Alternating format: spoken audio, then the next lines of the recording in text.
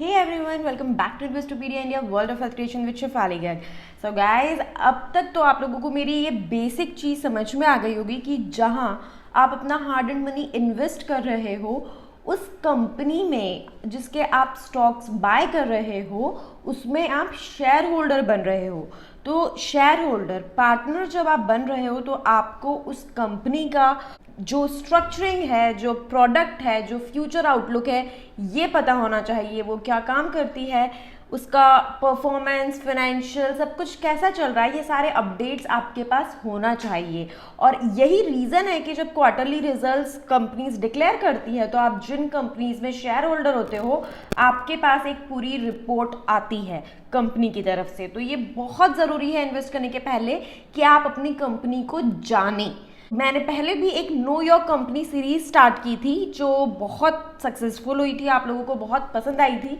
उसके बाद टाइम के कंस्ट्रेंट की वजह से मुझे वो बंद करनी पड़ी। सो टुडे वी आर री स्टार्टिंग दैट सीरीज जिसमें हर मंडे हम एनालाइज करेंगे एक कंपनी। आज की हमारी वो कंपनी होगी डिक्सॉन टेक्नोलॉजीज, क्योंकि डिक्सॉन टेक्नोलॉजीज में अभी स्प्लिट अनाउंस किया था and it underwent a split. उसके अलावा बहुत रैली शो करी, मतलब मैंने 10,000 पे ये स्टॉक रेकमेंड किया था, उसके पहले ऑलरेडी ये बहुत मूव कर चुका था तो लोगों ने कहा कि अब इसमें करेक्शन आ सकता है, आप बहुत हाई लेवल्स पर रेकमेंड कर रहे हो। लेकिन उसके बाद इट टच 20,000 और फिर कंपनी ने स्प्लिट अनाउंस करा, बट अभी 5% डाउन था स्टॉक। तो क्या ये सही टाइम है उसमें एंट्री करने का, और अगर ऑलरेडी आपके पास वो स्टॉक है तो क्या आपकी स्ट्रेटेजी होनी चाहिए, ये हम इस वीडियो में देखेंगे। लेकिन उसके पहले हम डिक्सॉन टेक्नोलॉजीज क्या कंपनी है, क्या काम करती है, कहाँ से आई है, क्या है, वो सारी चीज़ें समझेंगे। कंपनी एनालिसिस करेंगे, फिर हम स्टॉक एनालिसिस करेंगे, उसके बाद अपनी स्ट्रेटेजी डिस्कस करेंगे। तो ये वीडियो पूरा देखिए और अगर आपको वीडियो अच्छा लगे इसे लाइक कीजिए, शेयर कीजिए। नेक्स्ट मंडे आप कौन सी कंपनी एनालाइज करवाना चाहते हैं नीचे कमेंट बॉक्स में मुझे लिख के बताइए। चैनल सब्सक्राइब नहीं किया है तो सब्सक्राइब कीजिए, और वरिधि स्टाइल शो अगर अभी तक नहीं देखा है और सब्सक्राइब किया है तो वो भी प्लीज़ एक बार देखिए और सब्सक्राइब कीजिए। आपको पता है आप लोगों के जो कमेंट्स आते हैं, आप लोगों से जो बातें करती हूँ मैं, उससे मैं खुद भी बहुत कुछ सीखती हूँ और उसके बेसिस पे अपने जो प्रोडक्ट्स हैं उनको कस्टमाइज़ करती जाती हूँ, नए प्रोडक्ट्स लॉन्च करती हूँ। तो इसी तरह से एक नया प्रोडक्ट, एक नया प्लान हमने लॉन्च किया है, मल्टी बैगर प्लान। पुराने PMS LMS आद है, बट एक नया प्लान, मल्टी बैगर प्लान, हमने आप लोगों की जो रिक्वेस्ट आती थी उसके बेसिस पे स्पेशली कस्टमाइज्ड वे में डिज़ाइन किया है। अगर किसी भी प्लान की आपको डिटेल्स चाहिए नीचे कमेंट बॉक्स में अपना मोबाइल नंबर या ईमेल आईडी हमें शेयर कीजिए, या फिर हमें investopedia.india0@gmail.com पे मेल करिए, या फिर हमें कॉल करिए 9821611667 पे। इसके अलावा अगर आप मेंबरशिप प्लान्स लेना चाहते हैं आप ज्वाइन बटन के थ्रू भी ले सकते हैं। So now let's start with today's video, Dixon Technologies. So Dixon Technologies is a Indian multinational, yes, Indian based multinational, मतलब इंडिया के बाहर की कंट्रीज में भी इसका प्रेजेंस है, but it is originated in India. So Indian multinational electronic manufacturing services company, तो electronics manufacture भी करती है और सर्विस प्रोवाइडर भी है। This is Dixon technology. ये बेस्ड है नोएडा में, उत्तर प्रदेश में, और ये एक कॉन्ट्रैक्ट मैन्युफैक्चरिंग, इन लेमन लैंग्वेज एक कॉन्ट्रैक्ट मैन्युफैक्चरर है। टेलीविजन्स के लिए, वॉशिंग मशीन्स के लिए, मोबाइल फ़ोन्स के लिए, LEDs, set top box and CCTV, down lighters, battens, bulb, security systems, ये सारी जो चीज़ें हैं फिलिप्स, पैनासोनिक, Xiaomi और सैमसंग, इन कंपनीज के साथ में इनका टाई अप है। आप जब प्रोडक्ट खरीदने जाते हो शोरूम में तो आपको पैनासोनिक, Xiaomi, इन सब कंपनीज के नाम पे वो मिलता है, लेकिन वो बनाया होता है डिक्सॉन टेक्नोलॉजीज ने। ये इंडिया में सबसे बड़ा मैन्युफैक्चरर भी है और असेंबलर भी है, जो अलग अलग पार्ट्स बनते हैं उनको असेंबल करके एक पूरा LED बनाना, एक पूरा washing machine banana. So this is the major function of this company. You know the company is listed in BSE and NSE both. इसका IPO आया था 2017 में, उसके बाद से ये दोनों में listed है। They are leading in brands of electronics and home appliances. They are brand manufacturer to whom the good big names, big brands. Their vision is to be the most preferred and trusted manufacturing and solution partner to brands operating across verticals, right? Now, if we look at the history of Dixon Technologies, it was founded in 1993 by Sunil Vachani, and his father Sundar Vachani had been manufacturing televisions under the Western brand, which launched first color television in India. उसके बाद बहुत सारे competitors आए, तो ups and downs are part of business. तो ऐसा नहीं है कि Dixon Technology since its inception is only growing या फिर seeing only growth. तो बीच में टर्मोइल आया, but then it manage, and उसके बाद से इसने एक बहुत ही रोबस्ट ग्रोथ दिखाई है. आपकी स्क्रीन पर है 1994 it came up with colour televisions, 2007 with LCD televisions, 2008 CFL lighting and reverse logistics, 2010 LED TV and washing machines, 2016 mobile phones, 2017 CCTV and DVR, 2019 set-top box, and 2020 they have come up with top-load washing machines and medical electronics. So this is the reason. आप बोलोगे कि जब ये इतनी पुरानी company है, 1993 की company है और इसका IPO गया था 2017 में, जब ये इतनी पुरानी कंपनी है तो अभी अचानक 2020 में इसमें इतना ड्रास्टिक मूवमेंट क्यों आया? तो वो है इसने जो ये मेडिकल इलेक्ट्रॉनिक्स की स्पेस में एंट्री की है उसकी वजह से. आपको पता है कि जितने भी हमारे जो डायग्नोसिस होते हैं उसमें जो मशीन्स आती है डायग्नोस्टिक सेंटर्स में, हॉस्पिटल्स में, they are very costly and बहुत ज़्यादा प्रॉफिट मार्जिन होता है. अगर आपको कोई भी चेकअप, आपको कोई भी डायग्नोस्टिक कराने के लिए बोला है, MRI CT scan is very normal. आजकल आपको कुछ भी होता है तो डॉक्टर ही प्रिस्क्राइब करता है and you go for it, right. Education and medical ऐसी फील्ड कहा गया है जिसमें इंसान अपना नो ब्रेनर, मतलब ब्रेन अप्लाई नहीं करता, बोला है डॉक्टर ने या बोला है टीचर ने तो वो हो जाएगा. सो this is how it works. और इंडिया में बहुत कम कंपनी है जो एक्चुअली ये जो मेडिकल इक्विपमेंट्स के सेक्शन में है. इस सेक्शन में होने का इसको बहुत ज़्यादा बेनिफिट मिल रहा है. उसके अलावा अगर बात करें 2018 से 2020 इवन जनवरी 21 तक इसने बहुत सारे डील्स साइन करी है. जैसे for example in 2018 they signed a deal with Xiaomi to manufacture LED television at their Tirupati plant. In January 20 they entered into a partnership with Samsung for local production of LED. तो इस तरह के बहुत सारे ये जो agreement sign हो जाते हैं, इससे क्या होता है कि बेसिक जो कॉस्टिंग है कंपनी की वो तो निकलती ही जा रही है, उतना पूरा कवर हो जा रहा है. तो उसके अलावा ओवर एंड अबव जो ऑर्डर बुक है that is giving profits to the company.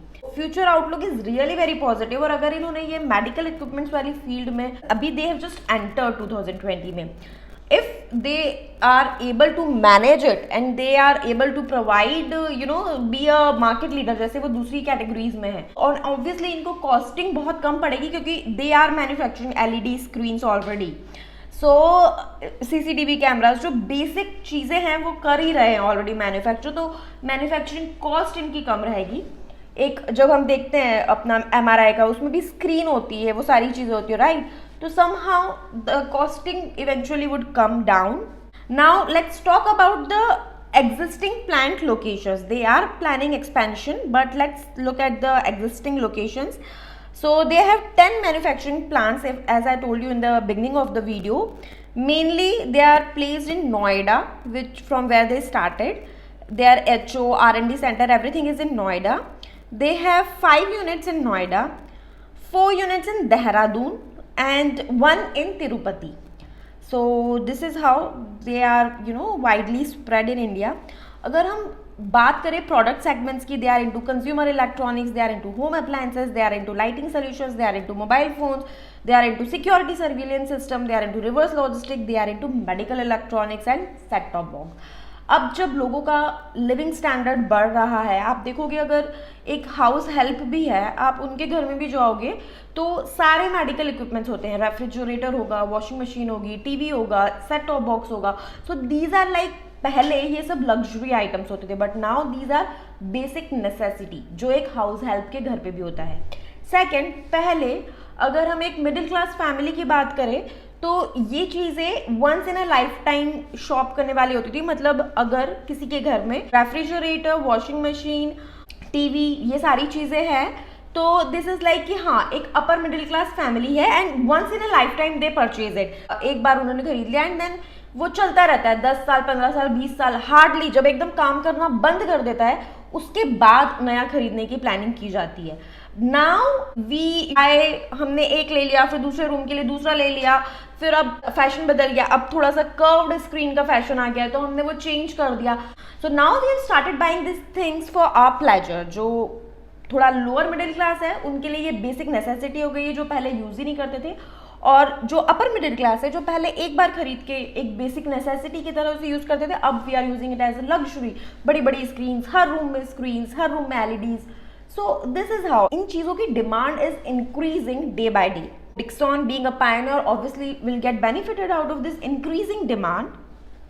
If you look at Dixon's solid foundation and strong tailwinds, the core strengths are nimble, capital light, fast end-to-end execution, solid track record of the management. If we look at, on your screen, they have deep capabilities in semiconductors, polymers, metal processing.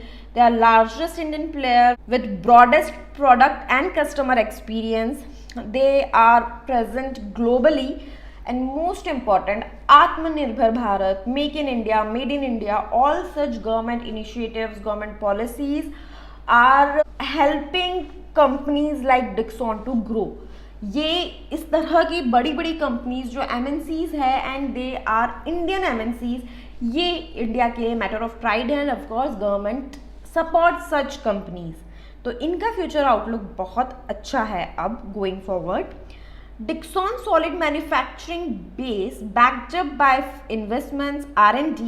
On your screen a very interesting chart. इनकी जो R&D capabilities है, if you look, they have 3 R&D centers, 39 employees including engineers only dedicated for R&D, institutionalized processes, joint development model. If we talk about core skill set, in-house designing, plastic molding, sheet metal, wound component, backlight unit clean room, PCB assembly. If we talk about global sourcing, deep access to global and domestic suppliers, sourcing at scale ensures competitive price and aids margin. जो मैंने आपको बताया, जितना ज़्यादा volume होगा उतना margin बढ़ेगा, profitability बढ़ेगी. ये चाहे मैन्युफैक्चरिंग में हो चाहे इम्पोर्ट करने में हो. If we talk about reverse logistics and user service enhancement, repair and refurbishment for set-top box, LED TV and mobile. If you look at the another chart on your screen, again a very interesting one, they have been growing from financial year 15 to financial year 20 at a pace of 2.2x. This really shows how strong they have been and how strongly they are growing. If you look at their key historical financials, their total revenue has been growing at a CAGR of 30%.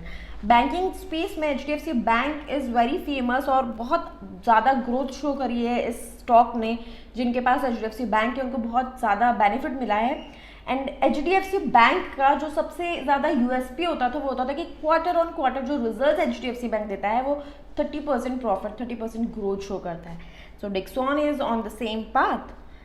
EBITDA की अगर हम बात करें 46% CAGR. Now coming to stock analysis. This was about company analysis. Coming to the stock analysis. Current market price of the stock is 4053.65. जो मैंने आपको बताया 20,000 का था. 1:5 के रेशो में ये स्प्लिट हुआ, मतलब एक शेयर जिसके पास था 20,000 का उसको 5 शेयर्स मिले. So 20,000 divided by 5, it should be 4,000. So this is being traded right now at 4,053. जो हुआ था split, it was somewhere around 4,500. That is where say 52-week low is 598, wherein 52-week high was 4,457. PE की अगर हम बात करें 172.28 है और इंडस्ट्री PE इसका है 81.74. तो PE के टर्म्स में ओवरवैल्यूड है. Market cap 23,741 crore. Face value 2 due to split. After split के पहले 10 थी. शेयर होल्डिंग पैटर्न की अगर हम बात करें, promoters hold 36.10%. Out of which 0 is pledge. Promoters ने अपनी स्टेक होल्डिंग कम की है 2% से. FII holds 16.21%. FII ने डबल कर दी अपनी स्टेक होल्डिंग, 8% से 16 पे आ गए हैं. DII ने अगेन थोड़ी कम की है, they are at 38.6%. And other retail investors like you and me hold 9.18%. Now coming to the strategy, third part of the video, कि आपकी इसमें क्या स्ट्रेटेजी होनी चाहिए. If you are an investor और आपके पास में Dixon टेक्नोलॉजी का शेयर है, then hold on. और अगर प्रॉफिट में है, so just hold on. अगर लॉसेस में है तो अभी कंसोलिडेशन फेज इज ऑन, बहुत कम क्वांटिटी में लेके इसे एवरेजिंग कीजिए। अगर आप ट्रेडर है, प्रॉफिट बुक करिए, एग्जिट कर जाइए। You are trader and want to make fresh entry, this is not the right time. If you are an investor and want to make fresh entry, अभी ये consolidation phase में है। Like जैसे split के बाद Eicher Motors का थोड़े time तक कंसोलिडेशन फेज चला, so this would consolidate for a while. Market में भी अभी कंसोलिडेशन चल रहा है एंड वेरियस अभी 25 मार्च को भी कुछ नए रूल्स आने वाले हैं डिसइन्वेस्टमेंट को लेके। सेबी की एक मीटिंग है। If you want to have a video on that one, please do comment in the comment section, तो I will come up with a video. तो अभी थोड़ा ऊपर नीचे चलेगा मार्केट में, तो ऐसे टाइम पे this might consolidate till 3500 levels, उससे नीचे मुझे नहीं लगता जाएगा। तो if you want to enter for a long term perspective, the stock is good, but apply BAH rule. एकदम से बहुत एक्साइटेड होकर बहुत सारे मत ले लीजिए, थोड़ा थोड़ा आपकी जो कैपेसिटी है उससे बहुत कम लेके फिर एवरेज, फिर hold, that is BAH rule that you have to apply. I hope आपको ये वीडियो अच्छा लगा। अगर ऐसा है प्लीज़ इसे लाइक कीजिए। Thank you so much.